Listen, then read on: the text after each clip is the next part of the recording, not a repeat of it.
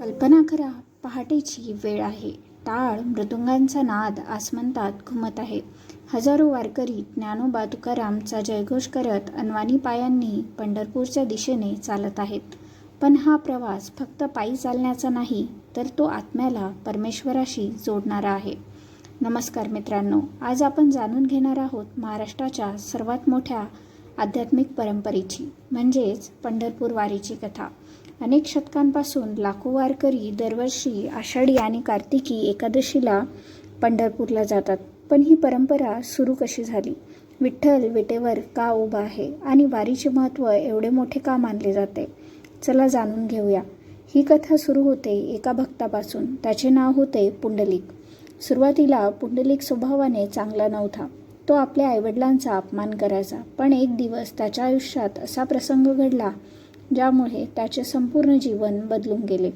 एका प्रवासात त्याने काही महान संतांची सेवा आणि त्यांच्या आईवडिलांप्रती असलेली भक्ती पाहिली. त्या क्षणापासून त्याला आपल्या चुकीची जाणीव झाली. तो घरी परतला. पूर्ण मनाने आईवडिलांची सेवा करू लागला.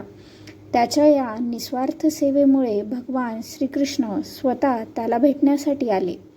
त्यावेळी पुंडलिक आपल्या आईवडिलांची सेवा करत होता. त्याने देवाला थांबण्याची विनंती केली आणि जवळची एक वीट भगवानांकडे सरकवली. भगवान त्या विटेवर उभे राहिले, हात कमरेवर ठेवून भक्तांची सेवा पूर्ण होण्याची वाट पाहत. तेव्हापासून भगवान विठ्ठल या रूपात पंढरपुरात विराजमान आहेत. शेकडो वर्षानंतर महाराष्ट्रात संतांची एक महान परंपरा निर्माण झाली. संत ज्ञानेश्वर महाराजांनी भगवद्गीतेचा संदेश सर्वसामान्यांपर्यंत पोहोचवला. संत नामदेव, संत एकनाथ आणि संत तुकाराम महाराजांनी भक्ती, समानता आणि प्रेमाचा संदेश दिला. या संतांनी लोकांना सांगितले की देवापर्यंत पोहोचण्यासाठी मोठे यज्ञ किंवा कठीण तप करण्याची गरज नाही.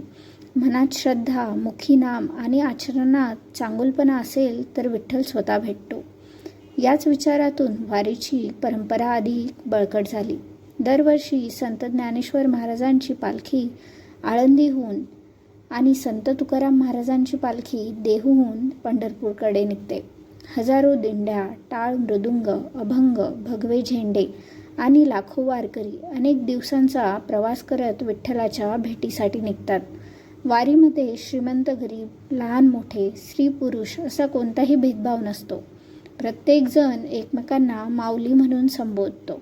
हा शब्द केवळ संबोधन नाही, तर प्रत्येकामध्ये देव पाहण्याची भावना आहे.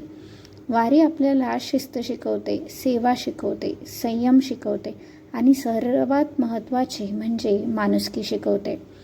पावसात, उन्हात, चिखलातून चालत असतानाही वारकऱ्यांच्या चेहऱ्यावर आनंद असतो.